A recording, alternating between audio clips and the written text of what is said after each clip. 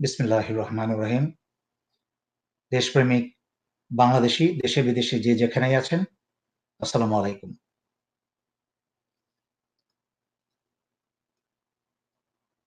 আমি আজকাল খেয়াল করছি মানুষের মাঝখানে তাদের একটা অভ্যাসে পরিণত হয়েছে। বাংলাদেশীর বাংলাদেশিরা এই দেশের এই ভয়ঙ্কর সময়ে তারা সেনাবাহিনীর দিকে বা সশস্ত্র বাহিনীর দিকে তাকিয়ে থাকে। আপনারা কেন সশস্ত্র বাহিনীর দিকে তাকিয়ে থাকবেন? আপনারা নিজেদের দায়িত্ব পালন করেন। সশস্ত্র বাহিনী তারা নিজেদের দায়িত্ব পালন করবে দেশ মুক্তিতে। আপনারা আপনাদের দায়িত্ব পালন করেন। আমি আজকাল দেখি নিজেদের দায়িত্ব পালন বাদ দিয়ে সেনাবাহিনীর কোন জেনারেলের প্রমোশন হলো, কার পোস্টিং হলো, এগুলো নিয়ে সারা ফেসবুক সয়লাব। আর আমার কাছে তো একই মেসেজ, শত শত মেসেজ, একই মেসেজ ঘুরে ঘুরে আসতে থাকে। অমুক মেজর জেনারেল লেফটেন্যান্ট জেনারেল হয়েছে, অমুক লেফটেন্যান্ট জেনারেল সেখান থেকে সেখানে পোস্টিং হয়েছে বা মেজর জেনারেল পোস্টিং হয়েছে, কে সেনাপ্রধান হতে যাচ্ছে। এই যে সমীকরণ আপনারা করেন, এতে আপনাদের লাভটা কি? সেনাবাহিনীর বিষয়টা কি আপনাদের বাদ দিলে চলে না? আমি আমি জানি যে যেকোনো দেশের সেনাবাহিনী কি করছে না করছে জনগণ তার খবর রাখছে। কিন্তু আজকে যুক্তরাষ্ট্রের আ সেনাবাহিনীর কার প্রমোশন, কার পোস্টিং কোথায় হচ্ছে তা নিয়ে কি আ আমেরিকান জনগণ তা নিয়ে কি হিসাব-কিতাব করে? অঙ্ক কষে? হ্যাঁ, তারা খুব বেশি হলেও খবর রাখে যে আমেরিকান কোন সেনাবাহিনী কখন কোন দেশে যাচ্ছে, ডিপ্লয়মেন্ট হচ্ছে বা কোন দেশে আক্রমণ করছে বা ইত্যাদি, ইত্যাদি। এটাই আন্তর্জাতিক বিষয় এবং যুক্তরাষ্ট্রের জাতীয় বিষয়, সেগুলো নিয়ে তারা খবর রাখে। কিন্তু কার কখন কোথায় পোস্টিং হচ্ছে, প্রমোশন হচ্ছে, এগুলোর জন্য আপনাদের একটা বড় আগ্রহ কৌতূহলের বিষয় হয়ে দাঁড়িয়েছে। এবং এ নিয়ে কিছু কিছু তথাকথিত বিশেষ ব্যক্তিবর্গ ফেসবুকে স্ট্যাটাস দিয়ে যাচ্ছে, দিয়ে আবার সকলের মনোযোগ আকর্ষণ করার চেষ্টা করছে। এই যে কাজটা করে সময়টা ব্যয় করছেন, এটা কি দেশ মুক্তিতে কোনো কাজে আসছে? কোনো কাজে আসছে না। বরং আপনারা নিজের কাজটা করেন। নিজের কাজটা কি? আপনারা সংঘবদ্ধ হন। প্রতি পাড়ায় পাড়ায় সংঘবদ্ধ হন। প্রতি গ্রামে গ্রামে সংঘবদ্ধ হন। প্রতি জনের বাসায় হাতের কাছে একটা হকি স্টিক, লাঠি, বাঁশ, যেটাই পারেন তা আপনার কাছে রাখেন এবং এক ডাকে, এক বাঁশির ফুঁকে বা এক টেলিফোনের আওয়াজে যেন বা একটা মেসেজে, একটা ফোনের টেক্সট মেসেজে প্রতিটা গ্রুপ এমনভাবে সংঘবদ্ধ হন যে একটা টেক্সট মেসেজে সবাই এক স্থানে একত্রিত হয়ে যাবেন, হাতের লাঠি, সোঁটা, হকি স্টিক যা আছে তা নিয়ে। এবং আপনারা সংঘবদ্ধভাবে প্রতিবাদী হন। ছিন্ন বিচ্ছিন্ন ভাবে না। আপনারা এককভাবে যদি প্রতিবাদী হন, তাহলে আপনাদের ক্ষতির সম্ভাবনা বেশি। যে ঘরে বসে ফেসবুকে স্ট্যাটাস দিলেন। আপনার ফেসবুকে সরকার বিরোধী একটা স্ট্যাটাস দেওয়াতে যদি আপনাকে পরের দিন পুলিশ এসে তুলে নিয়ে যায় বা ছাত্র সন্ত্রাসী লীগ যদি আপনার ক্ষতি করে, তাহলে কিন্তু আপনি আর দেশ মুক্তিতে কোনো কাজে আসলেন না। জেলে চলে গেলেন। তার চেয়ে আপনারা সংঘবদ্ধ হয়ে একত্রে প্রতিবাদ করেন এবং হাতের লাঠিসোঁটা নিয়ে সমগ্র পাড়ার লোকজন সবাই একসাথে দাঁড়িয়ে, গ্রামের লোকজন একসাথে দাঁড়িয়ে করেন। তখন পুলিশও আসার সাহস পাবে না, সন্ত্রাসী লীগও আপনাদের কাছে আসার সাহস পাবে না। আপনাদের নিজের দায়িত্বটা পালন করেন। আপনারা দেশ মুক্তিতে প্রতিবাদী হন। যখনই কেউ রাস্তায় আন্দোলনে নামবে তাদের সাথে যদি ১০ জন নামে, আপনারা আরো ৫ জন নামে ১৫ জনে আরো শক্তিশালী করেন। অন্যের দিকে তাকিয়ে থাকলে কিন্তু মুক্তি আসবে না। মুক্তি আসবে তখনই যখন আপনি নিজের দায়িত্বটুকু পালন করবেন। এবং সশস্ত্র বাহিনীর সকল পদবীর সৈনিকদের উদ্দেশ্যে আমি একটা কথা বলব। আপনারা সশস্ত্র বাহিনীর যেসব প্রশিক্ষণ নিজেদের দায়-দায়িত্ব করছেন সেগুলো তো আছেই প্রতিনন্দিন। প্রতি প্রতিদিনের যেই রুটিনটা আছে সেই কাজ তো করবেনই। যেটা বাইরের জনগণ যেটা করছে, তাদের জীবন বাঁচার জন্য ব্যবসা-বাণিজ্য, চাকরি বা চেষ্টা করা পরিবারের মুখে একটু অন্ন এক মুঠা ভাত তুলে দেওয়ার জন্য যে চেষ্টা করছেন, তার পাশাপাশি তাদেরকে আমি বলছি, আহ্বান করছি যে তারা দেশের মুক্তিতে তারা একত্রিত হন। এবং সেভাবে কিন্তু সশস্ত্র বাহিনীর প্রতিটা সদস্যের দায়িত্ব আছে। আমার কাছে বিমান বাহিনীর একজন সদস্য দেশপ্রেমিক আমাকে মেসেজ পাঠিয়েছে, স্যার আর সহ্য করতে পারি না। এরকম মেসেজ আমাকে বিভিন্ন বাহিনীর পুলিশ থেকেও আমাকে পাঠিয়েছে, যারা দেশপ্রেমী পুলিশ, যা আর সহ্য করতে পারছি না, বুকে রক্তক্ষরণ হচ্ছে, দেশ এভাবে আর মেনে নিতে পারছি না, দেশটা এভাবে ধ্বংস হয়ে যাচ্ছে। 12টা বছর স্বৈর শাসনের দেশ, এবং বাংলাদেশের সকল স্বার্থ ভারতের কাছে বিকিয়ে দেওয়া হচ্ছে। নিজে স্বৈরাচার নিজে ক্ষমতায় টিকে থাকার জন্য দেশ বিক্রি করে দিচ্ছে। আর সহ্য করতে পারছি না, কারণ ওয়াদা করেছে এই দেশ রক্ষা করার। বাংলাদেশের অত্যন্ত জুনিয়র পদবীর সৈনিকদের, জুনিয়র পদবীর অফিসারদের আর সকল পদবীর সশস্ত্র বাহিনীর সদস্যদের একই ধরনের কথা শত শত মেসেজ পাই। সুতরাং আপনাদেরও দায়িত্ব আছে, সারা ইউনিটের সবাই একত্রে হয়ে ইউনিটের অধিনায়ককে সম্মানের সাথে বলেন যে স্যার, একটা আরজ আছে। কি আরজ? যে স্যার, এইভাবে আর মেনে নিতে পারছি না, দেশ তো এভাবে চলতে পারে না। আমি সশস্ত্র বাহিনীর ইউনিটে সেনানিবাসের ভিতরে বসে আছি, কিন্তু আমার সমগ্র পরিবার, আমার আত্মীয় স্বজন সবাই কিন্তু গ্রামে গঞ্জে, শহরে, জেলায়, উপজেলায় বাংলাদেশের এই বর্তমান পরিস্থিতির বিরূপ প্রতিক্রিয়া কিন্তু আমার পরিবারের সকল সদস্যের উপর পড়ছে। আমার বোন ঘর থেকে বেরোতে পারে না, আমার খালার মেয়ে, আমার খালাতো বোন, চাচাতো বোন ঘর থেকে বেরোতে পারে না, বেরোতে গেলেই সন্ত্রাসী লীগরা ওরা হয়রানি করে, ওরা যৌন হয়রানি করে, ওরা তুলে নিয়ে যাওয়ার হুমকি দেখায় যে স্যার, আমাদের সম্পত্তি, আমাদের বাড়ির সম্পত্তি সন্ত্রাসী লীগের চেয়ারম্যানরা, অমুকরা সমুকরা দখল করে নিচ্ছে। কিন্তু আজকে সশস্ত্র বাহিনীর সেনানিবাসের ভিতরে বসে থেকে মনে করছে যে তারা সুখে আছে, তাই সবাই সুখে আছে। ঠিক তা নয়। সশস্ত্র বাহিনীর প্রতিটা সদস্য, উনি একা সশস্ত্র বাহিনীতে, কিন্তু উনার আশেপাশের 14 গোষ্ঠী কিন্তু সবাই এই সন্ত্রাসী লীগ, এই ফেরাউনের কাছে, হাসিনা ফেরাউনের কাছে তার অত্যাচারিত, নির্যাতিত। সুতরাং আপনারা অধিনায়ককে গিয়ে বলেন, সবাই একত্রে বলেন, একজন না, দুইজন না, সমস্ত ইউনিট একত্রে বলেন অধিনায়ককে, স্যার, আরো আছে, আমরা দেশের এই অবস্থা মেনে নিতে পারছি না, আপনারা কিছু করেন। যদি কিছু করতে না পারেন, তাহলে আমাদেরকেই করতে হবে, যে আমরা অতীতেও করেছি। 71-এ আমরা দেশ স্বাধীন করেছি, আমরা 75-এ করেছি, 77-এ করেছি, আমরা এর আগেও বাংলাদেশের বিভিন্ন ধরনের দুর্যোগে আমরা নেমেছি, দেশের স্বার্থে নেমেছি, জনগণের স্বার্থে নেমেছি। গত নির্বাচন ছাড়া আগের নির্বাচনগুলোতেও, 18 নির্বাচন ছাড়া আগের নির্বাচনগুলোও সেনাবাহিনী সবসময় জনগণের আস্থা অর্জন করেছে, জনগণের পাশে থেকে, কোনো দলের পাশে থেকে নয়। সুতরাং স্যার, আপনারা আপনার উপরের পর্যায়ে কথা বলেন, বাধ্য করেন আপনার ইউনিটের অধিনায়ককে। আপনার ইউনিটের অধিনায়কও দেশপ্রেমিক 2-4 জন ছাড়া।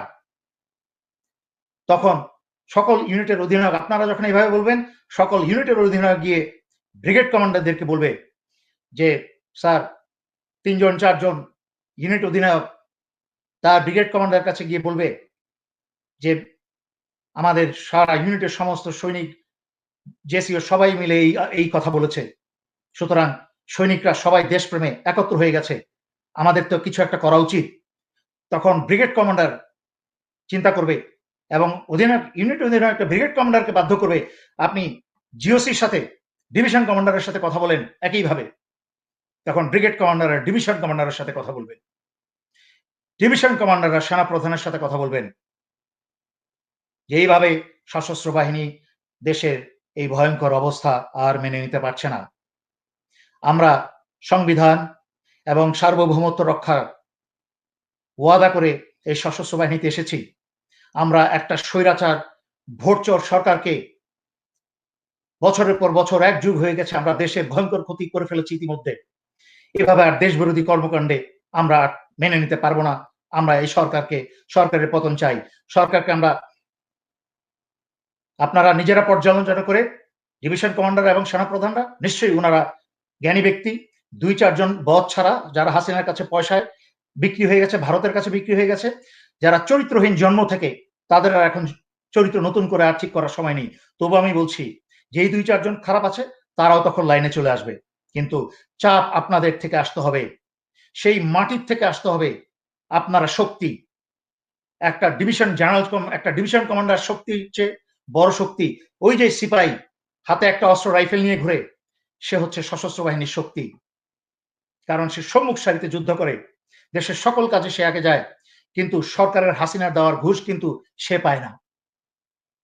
তারা কিন্তু সব দেখছে, তাদের মন কাঁদে দেশের জন্য।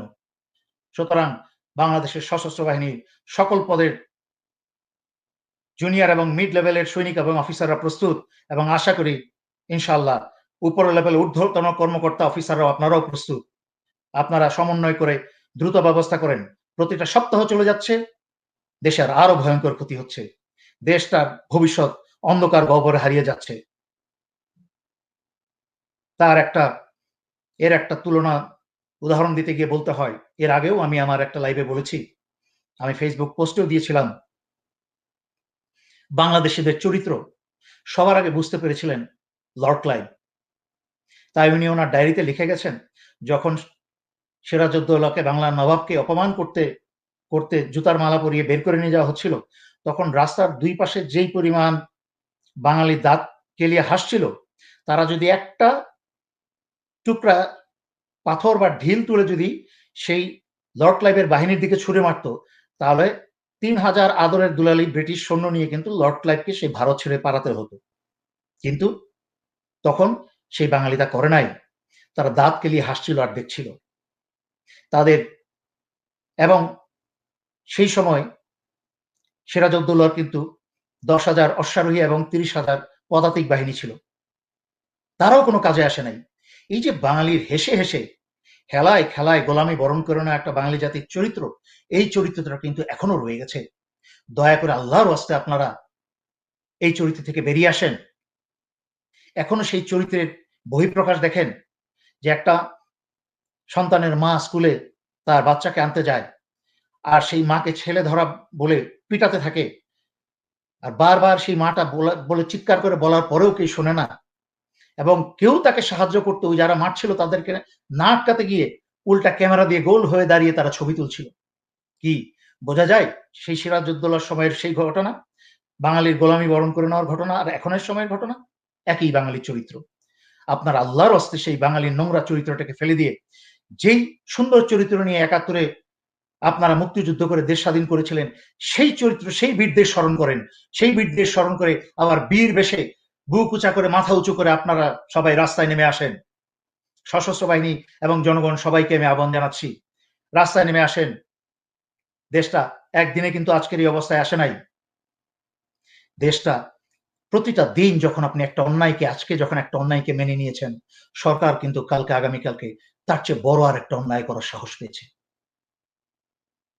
সরকার যখন আজকে বিদ্যুৎ বিল বাড়িয়েছে, আপনি চুপ থেকেছেন, কোনো কথা বলেন নাই, চিন্তা করেছেন আমি যদি প্রতিবাদ করি আমাকে তো জেলে নিয়ে যাবে।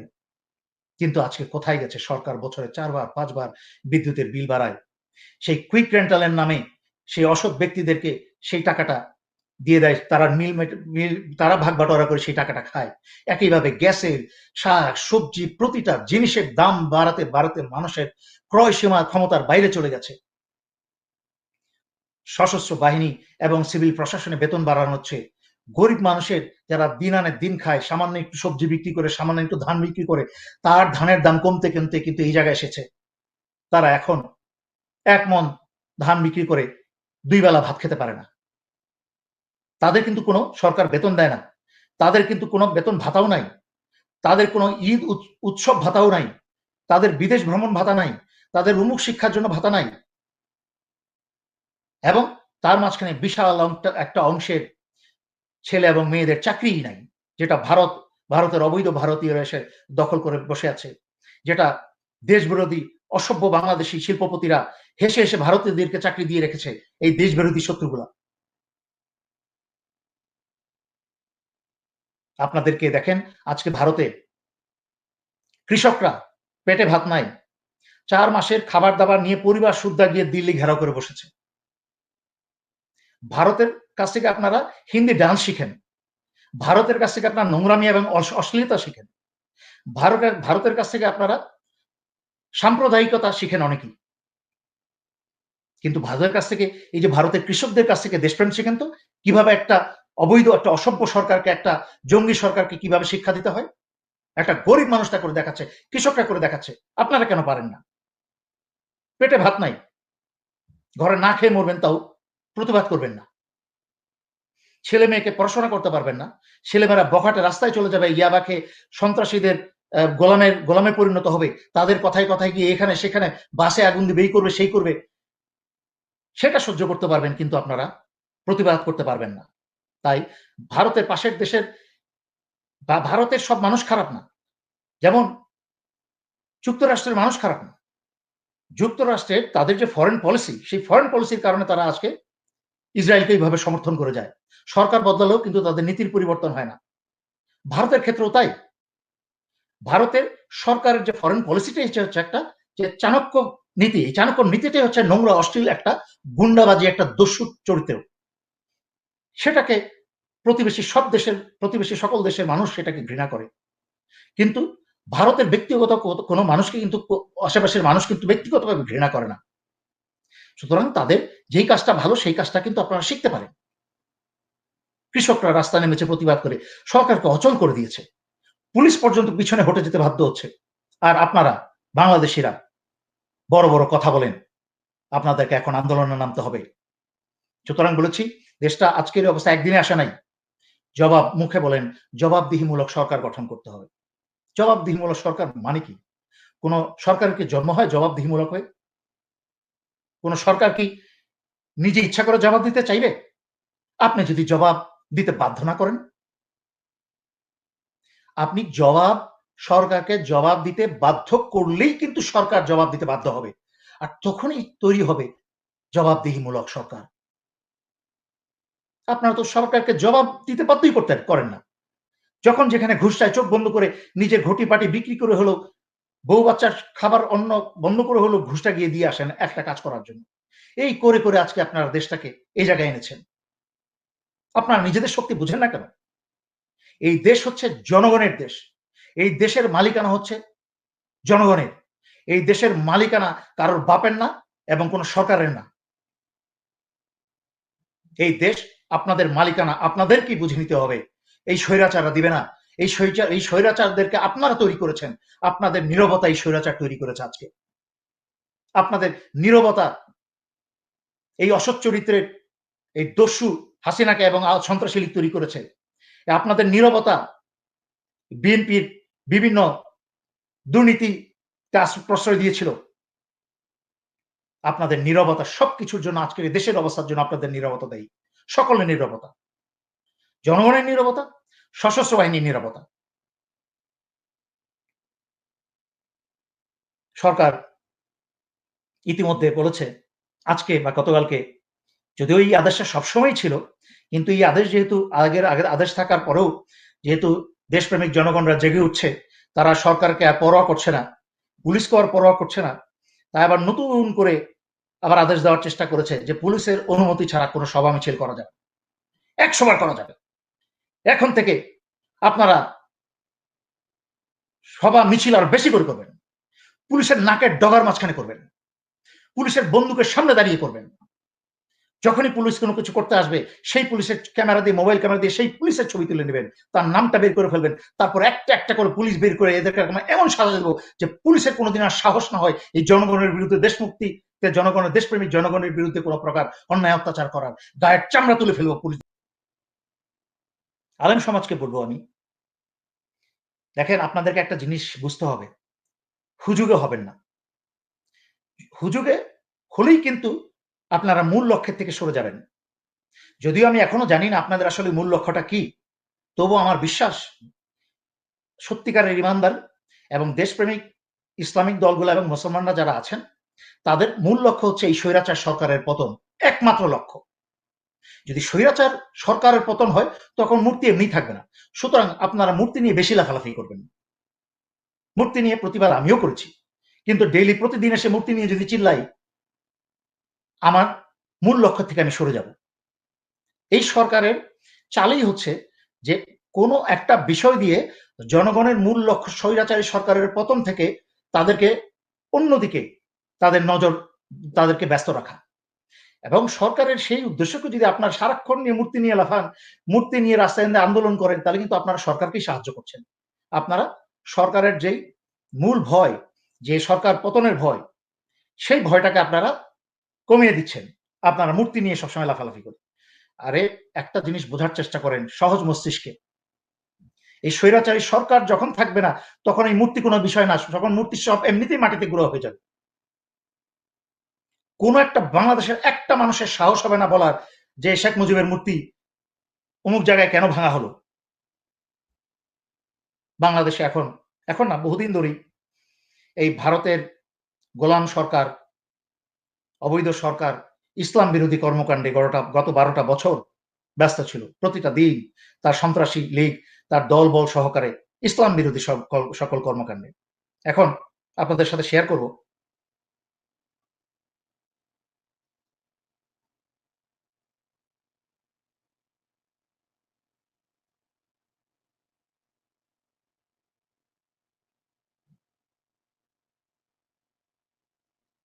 এই যে দেখেন চিঠিটা বাংলাদেশের একটা অংশে যেখানে মাত্র তারা শুরু করেছে, যেভাবে আপনারা বিদ্যুতের দাম যখন একবার বাড়ায় প্রতিবাদ করেন না, তখন তারপরে আবার বাড়ায়, তারপরে আবার বাড়ায়। আপনারা যত চুপ থাকেন একটার পর একটা শুধু অন্যায়ই করে না, সেই অন্যায়ের বাধা না পেয়ে প্রশ্রয় পেয়ে সেই অন্যায়কে দ্বিগুণ, তিনগুণ, চারগুণ, পাঁচগুণ, 100 গুণ বেশি করে করে। যখন একটা ব্যাংক চুরি করে কোনো প্রতিবাদ করেন না, তখন 5টা ব্যাংক 10টা ব্যাংক চুরি করে, ফেডারেল রিজার্ভ থেকে চুরি করে। সেই প্রশ্রয় পেতে পেতে বিনা প্রতিবাদে বিনা বাধায় অন্যায় করতে করতে একইভাবে আজকে একটা একটা বিভাগে ওয়াজের বিরুদ্ধে, মুসলমানদের ওয়াজের বিরুদ্ধে মাইকে যেন ওয়াজ না করা হয় সেটাকে শব্দ দূষণ বলছে। পৃথিবীর অন্যান্য উন্নত দেশে, অমুসলিম দেশে যেখানে এখন আজান তারা দেয়ার অনুমতি দিচ্ছে, তারা আজানকে বলছে শ্রুতি মধুর, তারা আজানকে বলছে ভালো লাগে। ধর্ম গোত্র নির্বিশেষে এখন বিভিন্ন দেশে কিন্তু আজানটাকে তারা, আজান যখন দেয় রমজান মাসে, তখন তারা মুক্ত হয়ে আজানটাকে শোনে। এবং এমনও হয়েছে আজানে অনেক মানুষ আজানের প্রেমে পড়ে মুসলমান ধর্মে গ্রহণ করেছে। সেটাই হচ্ছে এই সরকারের, ভারতপ্রেমী সরকারের ভয়, যে কিভাবে মাইক বন্ধ করা যায়, কিভাবে ইসলামিক চর্চা বন্ধ করা যায় বাংলাদেশে। আরে ওয়াজ ব্যাপারটা কিন্তু শুধুমাত্র ইসলামিক না। আমি ঢাকা শহরে ঢাকা শহরে বড় হয়েছি, তবুও বিভিন্ন সময় গ্রামের বাড়িতে, নানার বাড়িতে গিয়ে, বিশেষ করে আমার নানার বাড়ি শেরপুরের নকলায়, সেখানে আমি দেখেছি যে কিভাবে আম সেখানে মানুষ, গ্রামের মানুষ ওয়াজটা উপভোগ করে। এটা শুধুমাত্র একটা ইসলামিক কালচার না, সেটা একটা বাঙালি কালচারে পরিণত হয়ে গেছে, একটা বাঙালিয়ানায় পরিণত হয়ে গেছে। যে বাংলাদেশে শীতকাল আসলে পরে সেরকম কৃষির কাজকর্ম, কৃষকদের কাজকর্ম খুব একটা বেশি থাকে না। শীতটা পড়ে যায়। তারা আপনাদের মতো অনেক রঙিন টেলিভিশন বা মুভি থিয়েটার নাই, সেখানে অশ্লীল হিন্দি সিনেমা দেখা নাই। তারা গিয়ে চাদরটা বা ল্যাপটা নিয়ে বা নিচে মাটিতে খড় বিছিয়ে, আর কিছু না খড় বিছিয়ে একসাথে সবাই মিলে সেই ওয়াজটা শুনতে বসে যায়। তারা ঘন্টার পর ঘন্টা ওয়াজটা শুনে তাদের মনটা শান্ত হয়। ভালো, ভালো কথা শুনে, সুন্দর, সুন্দর কথা শুনে, বছর অন্য সময় শোনার সুযোগ পায় না। এই সময়টা তারা আত্মাটাকে একটু পরিশুদ্ধ করে। সারা বছর কর্মে ব্যস্ত থেকে, বিভিন্ন সমস্যা নিয়ে সারাটা দিন জর্জরিত থেকে, দিনের একটা সময় সন্ধ্যার পরে গিয়ে ওয়াজটা শুনতে বসে তাদের মনটা শান্ত হয়। তারা তো যেসব যুব সমাজ আজকে এই হাসিনা লীগের, এই সন্ত্রাসী লীগের পাল্লায় পড়ে ইয়াবা, গাঁজা এবং সকল ধর্ষণ, সকল প্রকার অপকর্মের দিকে, নষ্টের দিকে চলে যাচ্ছে, সেই দিকে না গিয়ে সমাজের বেশ একটা বড় অংশ কিন্তু ওয়াজে গিয়ে তারা কিন্তু ভালো পথে থাকছে। তারা খারাপ কাজ থেকে দূরে সরে থাকছে। সুতরাং এই ওয়াজটা কেন বন্ধ করার দুঃসাহস আপনারা করছেন? খবরদার, আপনারা মাইক বন্ধ করার হুঁশিয়ার কোনো চিঠিপত্র কোনো কিছু দিলেও আপনারা তা করবেন না। আপনারা ওয়াজ চালিয়ে যাবেন। বাংলাদেশ এখন, বাংলাদেশের ঢাকা শহরে যখন এই অসভ্য রাজনৈতিক দলগুলা যখন কর্মদিবসে, সেই সোমবার, মঙ্গলবার, বুধবার, বৃহস্পতিবার, রবিবার, এই কর্মদিবসে একটা ব্যস্ত ঢাকা শহর বা অন্যান্য জেলা শহরগুলাতে, অন্যান্য বড় বড় নগরীগুলাতে রাস্তার মাঝখানে, চৌরাস্তার মাঝখানে ইচ্ছা হলো তার বাপের রাস্তা, সেখানে রাস্তা খোদাই করে বাঁশ লাগিয়ে, জাতির পিতার বড় বড় ব্যানার লাগিয়ে দিয়ে, সেইখানে মাইক লাগিয়ে দিয়ে একটা কর্কশ ভেড়ার গলায় রাজনৈতিক নেতারা ভেড়ার মতো ভাষণ দিতে থাকে, তখন সেটা কি শব্দ দূষণ হয় না? আর আজকে গ্রামে গঞ্জের ওয়াজ শব্দ দূষণ হয়ে গেল। খবরদার, ধর্মপ্রাণ মুসলমানদেরকে বলছি, আপনারা ওয়াজ এমন ভাবে করবেন, খোলা একটা মাঠে নিয়ে করবেন, স্কুলের মাঠে, যেখানে মানুষের অসুবিধা না হয়। ওয়াজ এমন জায়গায় করবেন যেন হাসপাতাল থেকে অনেক দূরে হয়, রোগীদের অসুবিধা না হয়। অনেক সময় হয়তোবা মুমূর্ষু রোগী ওয়াজের কোনো কথা শুনে সে মনে শান্তি পেতে পারে, কিন্তু সব রোগীর অবস্থা তো একরকম হয় না, তাই ঢালাওভাবে বলা যাবে না। কোনো স্কুল, বিশ্ববিদ্যালয় যখন খোলা থাকে, ক্লাস চলছে, যদি এখন সব ক্লাস বন্ধ, ক্লাস চলছে, পড়াশোনা চলছে, সোজা কথা, এমন কোনো সামাজিক কোনো প্রতিষ্ঠান বা অফিস আদালতের পাশে বা কি বলে এটাকে, উপাসনালয়ের পাশে, সেটা মসজিদ হোক, সেটা মন্দির হোক, সেটা চার্চ হোক, আপনারা তার পাশে মাইক লাগিয়ে ওয়াজ করবেন না। এটা সভ্যতা, এটা একটা সভ্যতা, এটা একটা ভদ্রতা। এই শিক্ষা ইসলাম দিয়েছে, এই শিক্ষা আমাদের নবীজি দিয়েছে, অন্যকে ডিস্টার্ব না করা। সুতরাং সেটা আপনারা অনুসরণ করবেন। আমার কথা এই না যে আপনারা অসভ্যের মতো যেখানে সেখানে মাইক লাগিয়ে বসে যাবেন আর ওয়াজ শুরু করবেন, এবং ওয়াজ শুনবেন তাদের কাছ থেকে যারা যোগ্য, যারা ইমানদার, যাদের সেই কি বলে সেই ইমানি জ্ঞান আছে। কারণ তারই ইসলামী জ্ঞান আছে, যার অন্যান্য জ্ঞানও আছে, তার সভ্যতা ভব্যতা জ্ঞানটাও তার ভিতরে আছে। সেই লোক কিন্তু সেই ধরনের কি বলে ইমাম বা জ্ঞানী আলেম, তারা কিন্তু মানুষের বিরক্তি কাজ হয় সেরকম কাজ ওনারা নিজেরাই সতর্ক থাকার কথা। সেই দিকে আপনারা খেয়াল রাখবেন। এখন আসছি সরকারের আরেক অপচেষ্টা। বহুদিন ধরে সরকার কিন্তু অনেক বছর ধরেই, এই ১২ বছর ভোটবিহীন স্বৈরাচার আমলে কিন্তু ইমামদের গলা চেপে এই সরকার কিন্তু গলার উপর ভর করে বসে আছে যে ইমামরা যেন কথা না বলতে পারে। ইমামরা কিন্তু ইসলামের প্রতিনিধি। ইমামরা কিন্তু কোনো হাসিনা বা হাসিনার বাবার প্রতিনিধি না, কোনো দলের প্রতিনিধি না। উনারা ধর্মের প্রতিনিধিত্ব করেন। ওনারা নামাজের ইমামতি করেন। মুসল্লিদেরকে সামনে লিডার, উনারা হচ্ছে একটা ধর্মের লিডার। সেই লিডার হিসেবে নামাজে লিডারশিপ দেন, ইমামতি করেন, সেখানে কোরআন পাঠ করেন। সমগ্র কোরআনের শুরু থেকে আস্তে আস্তে শেষ পর্যন্ত বিভিন্ন অংশ নিয়ে তারা ব্যাখ্যা করবেন। জঙ্গিবাদী, পৃথিবীতে কোনো ভালো মানুষ জঙ্গিবাদী পছন্দ করতে পারে না। আপনার আগে ভিডিওটা দেখে নেন। জুমার নামাজে খুতবার আগে সন্ত্রাস ও জঙ্গিবাদ নিরুৎসাহিত করে বক্তব্য প্রচার করতে ইমাম খতিবদের নির্দেশ দেওয়া হলেও তা বাস্তবায়ন হচ্ছে না। জাতীয় মসজিদ বায়তুল মোকাররমে বক্তব্য প্রচার করা হলেও বেশিরভাগ মসজিদের ইমামেরাই এখনও বিষয়টি জানেন না। সংশ্লিষ্টরা বলছেন, বক্তব্যের বিষয়বস্তু লিখিত আকারে তৈরির চেষ্টা চলছে, যা পৌঁছে দেওয়া হবে ইমামদের কাছে। এটি মাথায় রেখে ২৩শে নভেম্বর একটি প্রজ্ঞাপন জারি করে ধর্ম মন্ত্রণালয়, যেখানে ইসলামী ফাউন্ডেশনে কর্মরত আলেম ওলামাগণের মাধ্যমে পবিত্র কোরআন ও হাদিসের আলোকে সন্ত্রাস ও জঙ্গিবাদ বিরোধী বক্তব্য দিতে স্থানীয় পর্যায়ের সব মসজিদের খতিব এবং ইমামদের অনুরোধ করা হয়। আপনারা শুনলেন এবং দেখলেন যে সরকার এখন আরেকটা ইসলাম বিরোধী কাজ করছে, চেষ্টা করছে যে ইমামরা তারা খুতবায় কি বক্তব্য দিবে আর কি দিবে না, এটা কি আপনার রাজনীতির জায়গা? শুনেছেন কোথাও যে একটা ধর্মীয় যেই ব্যক্তি সে যে কোনো ধর্মেরই হোক না কেন, যেই ব্যক্তি জঙ্গিবাদের উৎসাহ দিতে পারে, সে তো খারাপ মানুষ, সে তো ভালো মানুষ হতে পারে না।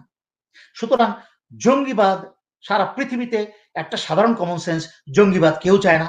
জঙ্গিবাদ একটা ভয়ঙ্কর রকম একটা পাপ, এবং সেটা থেকে সবাইকে দূরে থাকতে হবে এবং সবারই নজর রাখতে হবে। কিন্তু একটা ইমাম সাহেব কখনো যেখানে কোরআন থেকে বয়ান করেন, তো আপনার কি বলতে চাচ্ছেন, ওহে ভোটচোর, জঙ্গি রানী শেখ হাসিনা, আপনি কি বলতে চাচ্ছেন কোরআন শরীফ জঙ্গিবাদের কথা বলে? কোরআন শরীফ জঙ্গিবাদকে উৎসাহ দেয়? একটা মুসলমান এরকম কথা বলতে পারে না। আপনার নাম মুসলিম হোক আর যাই হোক, আপনার কাম কিন্তু মুসলমানের না। কোরআন শরীফ সবসময় মানব জগতের, মানব সভ্যতার দিক নির্দেশক, আলোর দিকে নির্দেশক। ভালো পথে, শান্তির পথে, শান্তির কথা বলে, সুখের কথা বলে, ইহকাল এবং পরকালে শান্তির কথা বলে হচ্ছে কোরআন, এবং সঠিক সমাজ ব্যবস্থার কথা বলে, কিভাবে অন্যায় বিচার করতে হবে, একটা সঠিক বিচারের মাধ্যমে কিভাবে অন্যায়কে যেন আর প্রশ্রয় না দেওয়া হয়, যেন অনুৎসাহিত করা হয়, সে কথাই বলে। সুতরাং আপনি ইমাম সাহেবকে বলেন এমন কোরআন শরীফের কি কথা বলতে হবে না বলতে হবে, কোরআন শরীফের সঠিক ব্যাখ্যা ইমাম সাহেবরা দিচ্ছেন এবং আশা করি দিবেন। আপনারা এত বড় দুঃসাহস দেখাবেন না যে খুতবায় কি বলবে না বলবে ইমাম সাহেবদেরকে সেইটা নিয়ে আপনারা নিয়ন্ত্রণ করার চেষ্টা করবেন। ইমাম সাহেবরা, আমি আশা করি আপনারা বিজ্ঞ ব্যক্তি, কোরআন সম্পর্কে অনেক জ্ঞানী, সুতরাং আপনারা কোরআনের সঠিক ব্যাখ্যাটা দিবেন, যেটা অনেক নিরক্ষর মূর্খ ব্যক্তিরা কিন্তু কোরআনের ভুল ব্যাখ্যা দেয়। সুতরাং আপনারা সেটার প্রতি খেয়াল রাখবেন, কিন্তু আপনারা সরকারের কোনো কথা শুনবেন না। আপনারা নিজের মতো কোরআনের যেই অংশটা পড়তে হয় সেই অংশটা আপনাদের ইচ্ছা মতো, আপনারা জ্ঞানী ব্যক্তি, বুজুর্গ ব্যক্তি, আপনারা সেই অংশটা পড়বেন। কারণ আজকে সরকারের এই আদেশ শুনেন, কালকে কিন্তু আদেশ আসবে কোন সূরা পড়া যাবে আর কোনটা পড়া যাবে না। এত বড় দুঃসাহস শেখ হাসিনার হয় কোথায়? দুঃসাহস কিন্তু আপনারা তার কথা উঠতে বসতে আজকে কিন্তু শেখ হাসিনাকে এই স্বৈরাচারের এই ভয়ঙ্কর অবস্থা এনেছেন। দেশের আইন মেনে চলবেন, এই সরকারের যত্রতত্র যা ইচ্ছা তা মন গড়া আদেশ শুনবেন না। এখনো যারা বলছেন যে কথা বললে গুম খুন হয়ে যাবেন, একটু আমি এটা ব্যাখ্যা করেছি। আপনারা সবসময় সমষ্টিগতভাবে একদল হয়ে হাতে লাঠি সোটা নিয়ে কথা বলবেন। যদি সন্ত্রাসী লীগের হাতে চাপাতি থাকতে পারে, পুলিশের পাশে দাঁড়িয়ে তাদের হাতে অস্ত্র থাকতে পারে, তাহলে জনগণের হাতে তাদের নিজেদের প্রতিরক্ষায়, তাদের নিজেদের সেলফ ডিফেন্সে তাদের হাতে কমসে কম লাঠি থাকতে পারে। লাঠির জন্য, হকি স্টিকের জন্য লাইসেন্স লাগে না। যদি সন্ত্রাসী লীগের চাপাতির জন্য আর অবৈধ অস্ত্রের জন্য লাইসেন্স না লাগে, তাহলে দেশপ্রেমিক জনগণের, মুক্তিকামী জনগণের হাতে লাঠি এবং হকি স্টিক রাখার জন্য লাইসেন্স লাগে।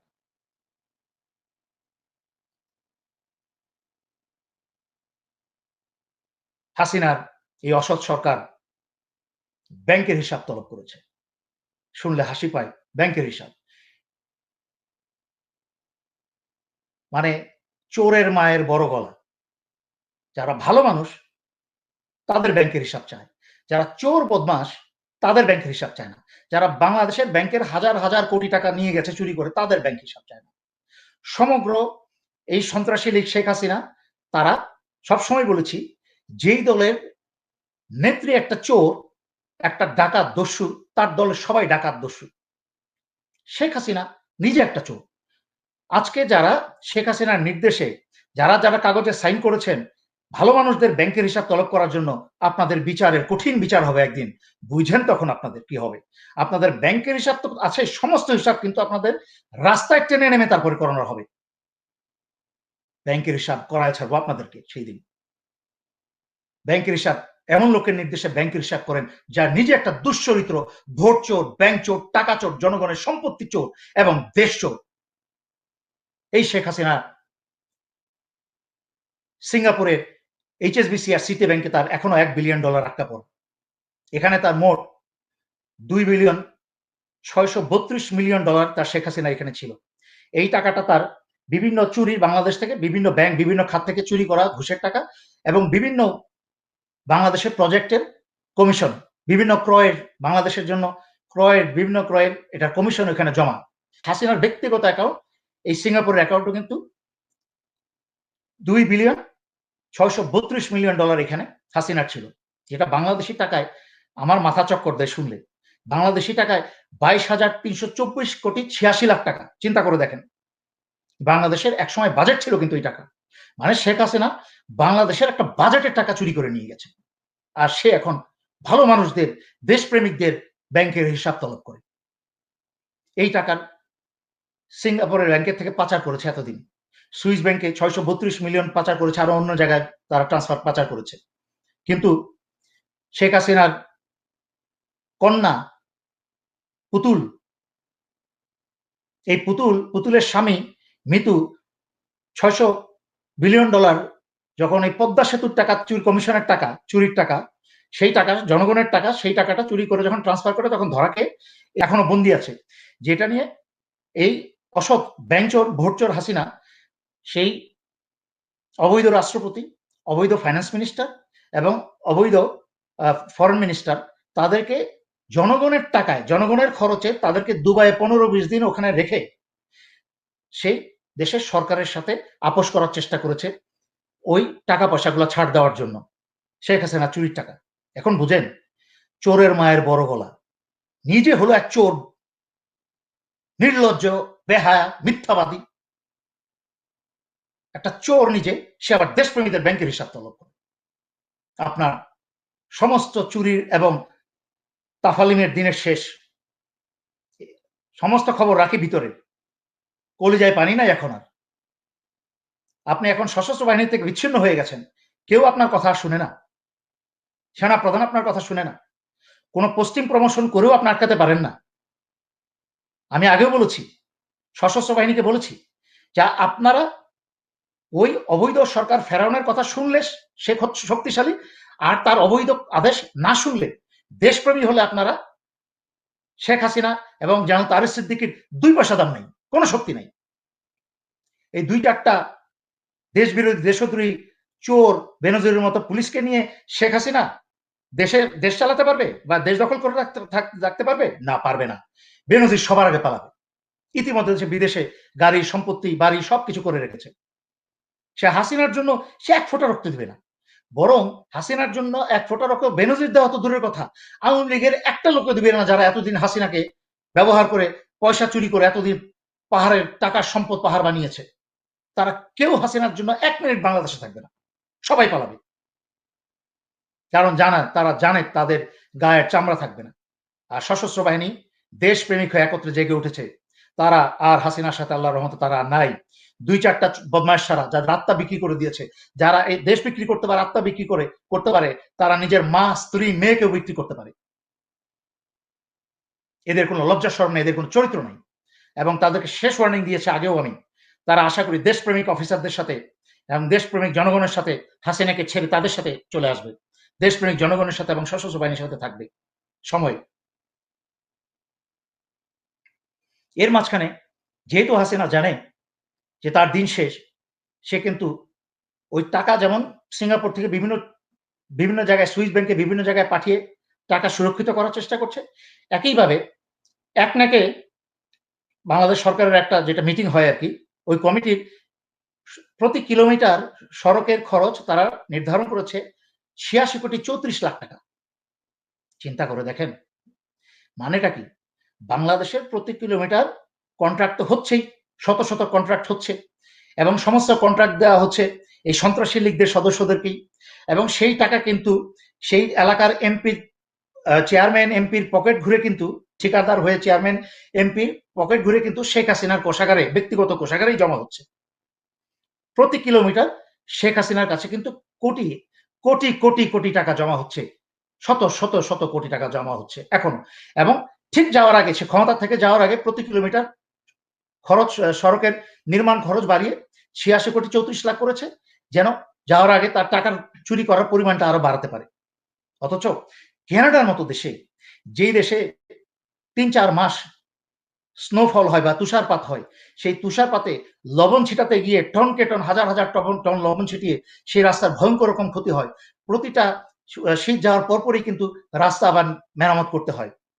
সেই রকম ক্ষেত্রেও কানাডার মতো জায়গায় অ্যাভারেজ একটা রাস্তার নির্মাণ খরচ আপনার 3 থেকে 5 কোটি টাকা মাত্র। চিন্তা করতে পারেন? 3 থেকে 5 কোটি টাকা মাত্র। কানাডার মতো এরকম দুর্যোগপূর্ণ আবহাওয়ার দেশেও 3 থেকে 5 কোটি টাকা। আর বাংলাদেশের মতো দেশে 86,34,00,000 টাকা। আপনারা চুপ। আগে আরো কম ছিল। এরা বাড়ানোর সাহস পেয়েছে যেহেতু আপনারা পত্র-পত্রিকায় সকালবেলা যাদের পেটে খাবার যায়, সকালবেলা চার চুমুকটা দিয়ে পত্রিকাটা খুলে বা নিউজটা দেখেই দেখলেন 86,34,00,000 টাকা। পরে এটা গতানুগতিক প্রতিদিনের একটা খবর পড়লেন, পরেই রেডি হয়ে অফিসের দিকে রওনা করলেন, অথবা কেউ অফিসে গিয়ে চাটা চুমুক দিয়ে কফির অর্ডারটা করেই পত্রিকার খবরটা দেখলেন, এখানেই শেষ, এতেই সমাপ্তি, আপনার আর কোনো দায় দায়িত্ব নাই। এই করে করেই কিন্তু এই স্বৈরাচার সরকার, এই করে করেই কিন্তু এই আওয়ামী লীগকে তৈরি করেছেন, এই সন্ত্রাসী লীগকে, এই স্বৈরাচারকে তৈরি করেছেন। আপনারা বাংলাদেশের একটা লোক প্রতিবাদ করেছেন, রাস্তায় নেমেছেন? সরকারের যখনই একটা অন্যায় কাজ হয়, কোটি মানুষ রাস্তায় নেমে যান, রাস্তায় নেমে বলেন 86 কোটি 34 লাখ টাকা 1 কিলোমিটার সড়কের খরচ হিসাব দেখান কিভাবে হয়। যদি হিসাব না দেখাতে পারেন, সারা বাংলাদেশের সকল গ্রামে গঞ্জে উপজেলায় জেলায় যেখানে রাস্তার কাজ হচ্ছে, জনগণ রাস্তায় নেমে রাস্তার কাজ বন্ধ করে দেন, রাস্তার কাজ বন্ধ করে দেন, যাচ্ছে হিসাব দেখান পার কিলোমিটার রাস্তার খরচ। যখন নামবেন বলছি তো খালি হাতে নামবেন না, লাঠি সোটা হাত বাঁশ যা পাবেন হকি স্টিক নিয়ে নামবেন। যে আগে 86 কোটি 34 লাখ টাকা পার কিলোমিটার খরচ কার বাপের টাকা? এটা তো জনগণের টাকা, এটাকে তো আপনার পকেট থেকে যাচ্ছে। যে প্রত্যেকটা জিনিস, একটা সিগারেট কিনেন আর একটা পান কিনেন, যা কিনছেন তার জন্য যে আপনি 13% ভ্যাট দিচ্ছেন, এখন বোধহয় আরো বাড়িয়েছে আমি ঠিক জানি না, ভ্যাট দিচ্ছেন, সেই ভ্যাটের টাকাটা আপনার পকেটের টাকাই কিন্তু এই 86 কোটি 34 লাখ টাকা, যেটা হাসিনার পুত্র কন্যা তার জামাই 14 গোষ্ঠী মিলে খাচ্ছে এবং সন্ত্রাসী লীগ নিয়ে খাচ্ছে, আপনার টাকা এটা। আপনার কি সেইটুক সচেতনতা নাই? আর আপনি কি বলে গণতান্ত্রিক দেশ ফেরত চান, গণতন্ত্র ফেরত চান চুপ থেকে? গণতন্ত্র কখনোই ফেরত আসবে না যতক্ষণ পর্যন্ত আপনার দায়িত্ব আপনি পালন না করবেন। হাসিনা যাওয়ার আগে আগে সকল কর্মচারীদের, সরকারি কর্মচারীদের অবসরের পরপরই সাথে সাথে, মানে যেদিন অবসর নেবে সেই দিনই সে বিদেশে চলে যেতে পারবে, আর কোনো অনুমতির প্রয়োজন নেই। তার মানে কি বুঝতে পারছেন?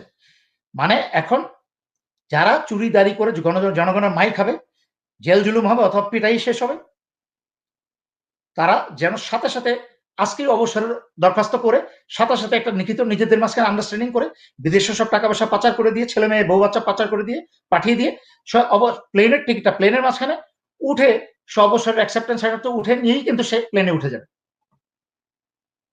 সে বিদেশে চলে যেতে পারবে, যেন তাকে আর বিচারের সম্মুখীন না হতে হয়।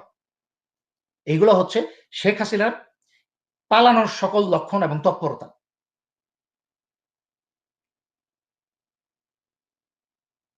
বাংলাদেশে দেখেন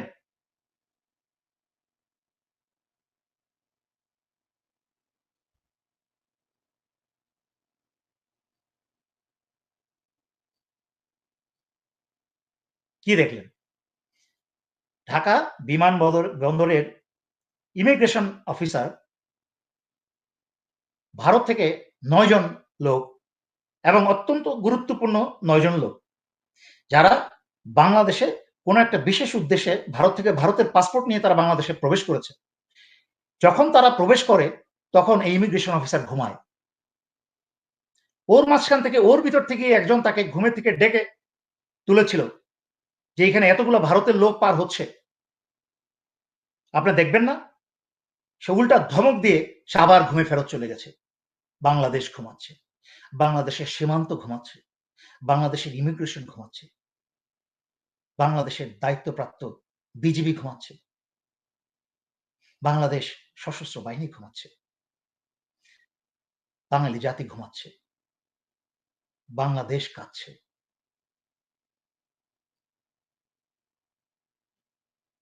বহু কষ্টে অর্জিত স্বাধীনতা,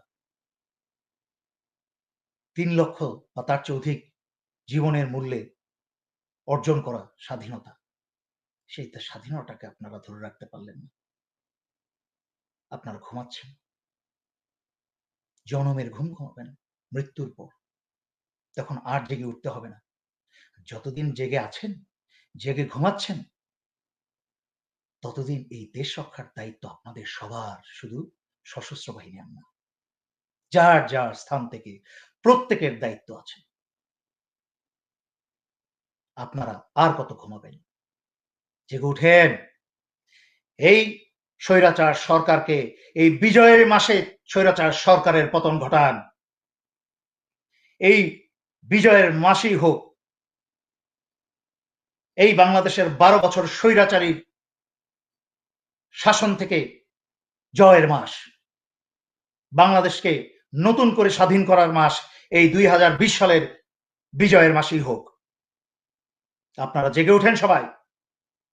খালি বারবার আমাকে জিজ্ঞেস করবেন না কখন হবে, কি হবে।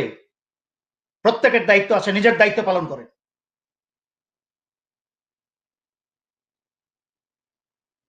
বাংলাদেশে আল্লাহর রহমতে এবং জনগণের এবং সশস্ত্র বাহিনীর সম্মিলিত প্রচেষ্টায় বাংলাদেশ যখন মুক্ত হবে, এই গত ৪৯ বছরের শিক্ষা থেকে শিক্ষা নিয়ে এমন অনেক, আমি শুধু ২-১টা উদাহরণ দিচ্ছি, এমন এমন পরিবর্তন ইনশাল্লাহ আনা হবে যে বাংলাদেশে আর কোনোদিন স্বৈরাচারী সরকার প্রতিষ্ঠিত না হতে পারে। বাংলাদেশে কোনোদিন যেন এক নেতা ক্ষমতা ব্যক্তি এবং নেতাকে ভাই ভাই ভাই লিডার লিডার করে মানে সারা দল নিবেদিত হবে, এবং দেশ যেন ওই ব্যক্তির লিডারের অথবা কোনো কোনো লিডারের বাপের, সেই রকম দেশ যেন বাংলাদেশে আর কোনোদিন এরকম সরকার কোনো রাজনৈতিক দল না হতে পারে, সেটা পার্মানেন্টলি চিরকালের জন্য সেটা বন্ধ করা হবে বিভিন্ন আইন, দরকার হলে প্রয়োজনে সংবিধান পরিবর্তন করে।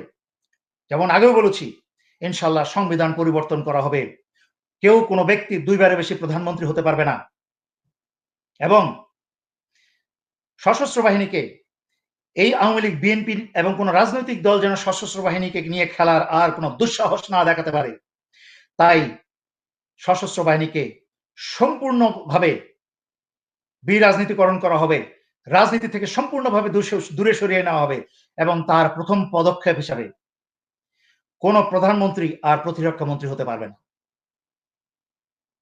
প্রতিরক্ষা মন্ত্রী হবে সশস্ত্র বাহিনী একজন অবসরপ্রাপ্ত লেফটেন্যান্ট জেনারেল পদের, সেটা হোক সেনাবাহিনী, নৌবাহিনী অথবা বিমান বাহিনী, লেফটেন্যান্ট জেনারেল পদের একজন সুন্দর ক্যারিয়ারের, সুন্দর প্রফেশনাল ব্যাকগ্রাউন্ডের, যার সম্পূর্ণ চাহিদা আছে, সবার তার উপর আস্থা আছে। বাংলা সশস্ত্র বাহিনীর সকল জেনারেল র্যাঙ্ক এবং লেফটেন্যান্ট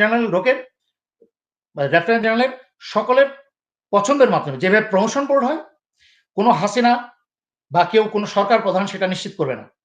এটা সম্পূর্ণ, যেহেতু দেশের প্রতিরক্ষার সাথে সম্পর্ক, যেহেতু আমরা এই গত ১২ বছরে আমরা শিক্ষা পেয়েছি যে হাসিনাদের মতো একটা চোর, দুশ্চরিত্র, দুর্বল চরিত্রের তাবেদারদেরকে সহজে অন্য কোনো দেশ কিনে নিতে পারে। তাই এই ধরনের রাজনীতিবিদদের কাছে বাংলাদেশের সার্বভৌমত্ব এবং সংবিধান নিরাপদ নয়।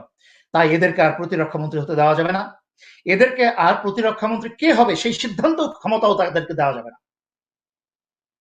এই সিদ্ধান্ত নেবে সশস্ত্র বাহিনীর মেজর জেনারেল এবং তদূর্ধ্ব অফিসাররা।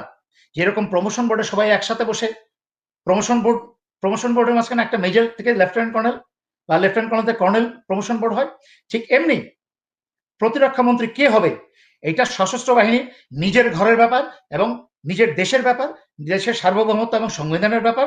সুতরাং এইরকম অভিজ্ঞ ব্যক্তিরাই নির্ধারণ করবে যে প্রতিরক্ষা মন্ত্রী কে হবে।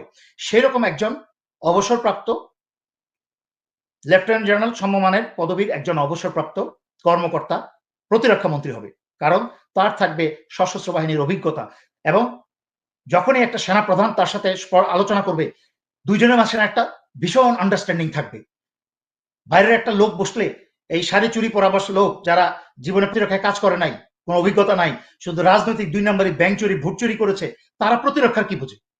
তারা প্রতিরক্ষা বাহিনীর কি বোঝে? ঘোড়ার ডিম বুঝে। খালি ক্যাপ, একটা জগারের মতো একটা ইউনিফর্ম আর ক্যাপ পরিয়ে দিলেই হয়ে গেল নাকি? এই পরিবর্তন আনা হবে, এরকম আরো অনেক ভালো ভালো পরিবর্তন আনা হবে ইনশাল্লাহ। এবং বর্তমানে এই স্বৈরাচার সরকারের পতনে সশস্ত্র বাহিনীর এবং সিভিল প্রশাসনের এবং জনগণের যারা বীরত্বপূর্ণ ভূমিকা রাখবে তাদেরকেও করা হবে জাতীয়ভাবে পুরস্কৃত ইনশাল্লাহ। এবং পরবর্তী এই স্বৈরাচার সরকারের পতনের পরে সিভিল প্রশাসনে পদোন্নতি হবে শুধুমাত্র যে প্রত্যেকটা প্রশাসনের জনসেবার মানের উপর ভিত্তি করে। যেই প্রশাসনে একটা ফাইল প্রসেসিং এর আমরা এমন সিস্টেম, সফটওয়্যার সিস্টেম আমরা বসাবো যে প্রতিটা ফাইল ঢুকবে সিস্টেমের মাধ্যমে, এবং তাকে ট্র্যাক করা হবে বা পর্যবেক্ষণ করা হবে একটা জনসাধারণ একটা ফাইল প্রসেস হতে কত সময় লেগেছিল এবং কার কার হাত হয়ে এই ফাইলটা প্রসেস হয়েছে। যদি যেই লোকের অধীনে তার অফিসে একটা ফাইলের নির্ধারিত সময়ের চেয়ে যত স্ট্যান্ডার্ড একটা টাইম, এই টাইমের চেয়ে বেশি লাগে এবং তার হারটা কত, যদি তার হারটা ব্যর্থতার পর্যায়ে চলে যায়, তার আর কখনো প্রমোশন হবে না। প্রমোশন সবচেয়ে বড় নির্ধারক হবে জনসেবা, হচ্ছে সবচেয়ে বড় নির্ধারক। তারপরে শিক্ষা মান আছে, অনেক কিছুর মান আছে, এই যে আজকে ঢাকা বিশ্ববিদ্যালয়ের একজন ভাইস চ্যান্সেলর যখন বলে, ঢাকা বিশ্ববিদ্যালয়ের একজন ভাইস চ্যান্সেলর বলে, কি বলে, আমি মুখ দিয়ে ভাষাটা বেরোবে না, আমি ঠিক বলতে পারবো না মুখ দিয়ে ভাষাটা কিভাবে বলে, বলে ছাদ সিঙ্গারা পুরি, কিভাবে বলে এটা আমি জানি না, কোন এলাকার ভাষা। একটা এরকম একটা শিক্ষিত লোকের, সে যে কোনো এলাকার গ্রামের হতে পারে, এটা কোনো বিষয় না, সে যে কোনো এলাকার হতে পারে, বাট একটা শিক্ষিত মানে কি একটা শিক্ষার প্রসেস অতিক্রম করে এসেছে। একটা সচিবের মুখ থেকে যখন ভাষা বেরোবে, যখন ইংরেজিতে বা বাংলায় কথা বলবে, তার কথার মাঝখানে থাকবে একটা শ্রুতি মধুর কথা। একটা ঢাকা বিশ্ববিদ্যালয়, সে বাংলাদেশের ভবিষ্যৎ তৈরি করছে, সেখানের যে কর্মকর্তা সর্বোচ্চ কর্মকর্তা, রাষ্ট্রপতি না, রাষ্ট্রপতি তো একটা অলংকার। এই ভুল ছিল যে এই অলংকারের কথা আসলে আরেকটা কথা আসে, আল্লাহ যদি তৌফিক দান করে ইনশাল্লাহ এই প্রধানমন্ত্রীও দূর করে দেওয়া হবে। খানেওয়ালা চুরি করে ভাগ করে জনগণের পয়সা খাবে ওলা লোকের সংখ্যা বেড়েছে। এই সারা দুনিয়ার কি বলে প্রধানমন্ত্রী তার নিচে বিভিন্ন পদ বাড়িয়েছে জনগণের পয়সা খাওয়ার জন্য। আগে আগে কিন্তু প্রেসিডেন্সিয়াল ফর্ম অফ গভর্নমেন্ট ভালো ছিল। যাই হোক, ওইদিকে যাবো না, জটিল করবো না, ওইটা বড় বড় জ্ঞানী ব্যক্তিরা আছেন, তারা বুঝবেন। কিন্তু বলছি, একটা সিঙ্গারা কি বলে এগুলা, এই ল্যাঙ্গুয়েজে কথা বলে এরকম একটা লোক, এরকম একটা পাচাটা, সরকারের পাচাটা একটা কুকুর কি করে একটা বিশ্ববিদ্যালয়ের, কেন ঢাকা বিশ্ববিদ্যালয়ের মান পৃথিবীর কোন সূচকের মধ্যে নাই, হাজার হাজার বিশ্ববিদ্যালয়ের মাঝখানেও নাই আজকে। এক সময় যাকে বলা হতো প্রাচ্যের, কি বলে, প্রাচ্যের অক্সফোর্ড, সেটা এখন হাজার হাজার পৃথিবীর কোন বিশ্ববিদ্যালয় নাই। এখন ঢাকা বিশ্ববিদ্যালয়ের ছেলে মেয়েদের সাথে কথা বললে ওই হিন্দি সিনেমার ডান্স, সিঙ্ক্রোনাইজ ডান্স করে ডান্স শিখে। যখন অন্যান্য দেশের ইউনিভার্সিটির ছেলেমেয়েরা রকেট তৈরি করে, বড় বড় মেডিসিন তৈরি করে, বড় বড় সায়েন্স নতুন করে তারা পাঠ্যপুস্তকে স্থান করে নেয়, তখন ঢাকা বিশ্ববিদ্যালয়ের ছেলেমেয়েরা তখন হিন্দি সিনেমার ডান্স করে। লজ্জিত হওয়া উচিত তোমাদের।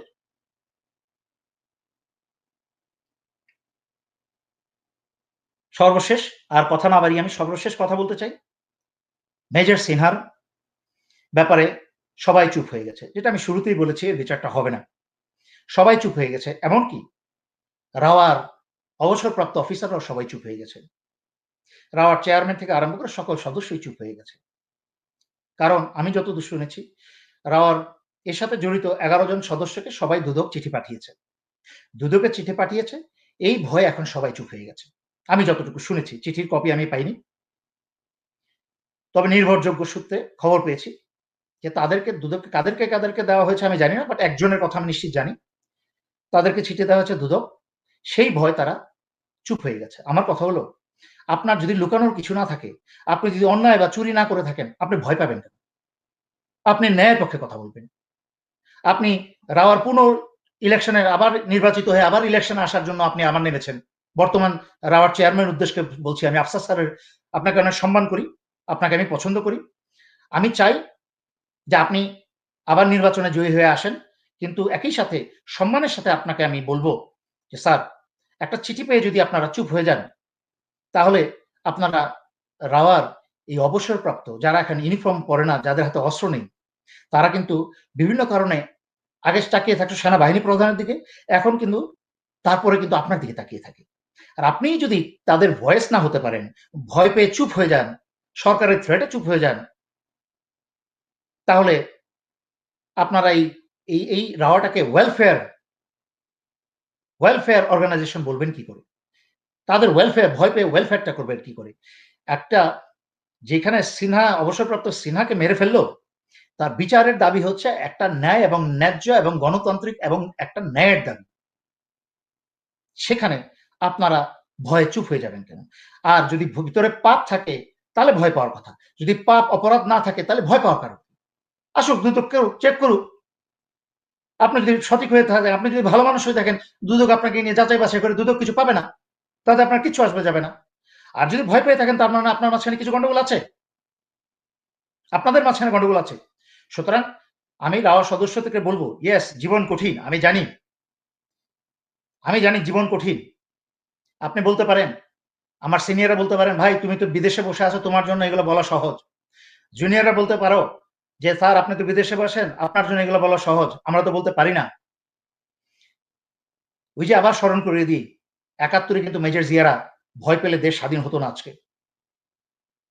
আজকে কিন্তু দেশ স্বাধীন করার সময় এসেছে। বিদেশে বসে থাকলেই কিন্তু সবাই কথা বলতে জানে না। আমার জানা মতে বিদেশে এই বিভিন্ন দেশে অস্ট্রেলিয়া, ইংল্যান্ড, আমেরিকা, কানাডা মিলে আরো বহু দেশ মিলে শত শত অবসরপ্রাপ্ত আর্মি, নেভি, এয়ারফোর্স অফিসাররা আছে। কই? এক তো মেজর দেলোয়ার কথা বলছে, আর তো কেউ কথা বলছে না। কর্নেল শহীদ স্যার কথা বলছেন, ওনার উপর ওনার ব্যবসায় অনেক অন্যায় করা হয়েছে, ওনাকে অন্যায়ভাবে জেল দেওয়া হয়েছে, উনি কথা বলছেন। আমার আমার কোনো ব্যক্তিগত কোনো সমস্যা আলহামদুলিল্লাহ নাই। আমার প্রতি কোনো অন্যায় কোনোদিন করে নাই কেউ। আমি কোনো অন্যায়ের বিরোধী না। আমার শেখ হাসিনার সাথে কোনো ব্যক্তিগত শত্রুতা নেই, কারো সাথে ব্যক্তিগত শত্রুতা নাই। আমি দেশের জনগণ এবং দেশের জন্য কথা বলছি। আমি চুপ করে মুখ বন্ধ করে বসে থাকতে পারতাম। আমি জৌলুসে আলহামদুলিল্লাহ নিজের জীবন এখানে কাটাতে পারতাম। কিন্তু তা না করে জীবনের সমস্ত রিস্ক নিয়েছি। সারা দিন রাতের ঘুম নাই, খাওয়া দাওয়া ঠিক মতো নাই। ব্যবসা বাণিজ্যের দিকে মনোযোগ দিতে পারি না আমি। সারা দিন রাত আমি প্রায় ২৪ ঘন্টার মাঝখানে মোটামুটি ২০ ঘন্টায় ১৮-২০ ঘন্টাই কিন্তু আমাকে এই দেশ নিয়েই পড়ে থাকতে হয়। কই? এরকম তো শত শত অফিসাররা দেশে বিদেশে পড়ে আছেন। মুখ দিয়ে মুখ লুকিয়ে কাপড় দিয়ে মুখ লুকিয়ে বসে আছেন বিদেশে বসেও। আমার সাথে ২-৪ জন ছাড়া বাকিরা ফোনে কথা বলতেও ভয় পায়। যদি শুনে ফেলে ডিজিএফআই। ইঁদুরের মতো আত্মা। ইঁদুরের মতো আত্মা। এই ইঁদুরের মতো আত্মা নিয়ে মরবেন? শোনেন, দেলোয়ার হোসেন সাঈদী একটা কথা শুনছিলাম। মাওলানা দেলোয়ার হোসেন সাঈদীর একটা কথা শুনছিলাম। উনি চিৎকার করে বলেছিলেন, "বিড়ালের মতো ১০০০ বছর না থেকে সিংহের মতো একদিন বাঁচা উত্তম।" আপনারা বিড়ালের মতো ১০০০ বছর না বেঁচে একদিন সিংহের মতো বাঁচেন। তাহলে সেই দিন বলতে পারবেন না একজন আপনি সশস্ত্র বাহিনীর অফিসার ছিলেন। যে ভীতু, যার ইঁদুরের মতো আত্মা, সে ইউনিফর্ম গায়ে থাকলেই কি আর অবসরপ্রাপ্ত ইউনিফর্ম গায়ে না থাকলেই কি? একটাই জীবন। আল্লাহর কাছে কি জবাব দিবেন? এই কথা চিন্তা করতে থাকেন। এই বলে দেশ এবং জনগণের আশি মুক্ত কামনা করে সবাইকে ধন্যবাদ জানিয়ে শেষ করছি। আসসালামু আলাইকুম। ধন্যবাদ।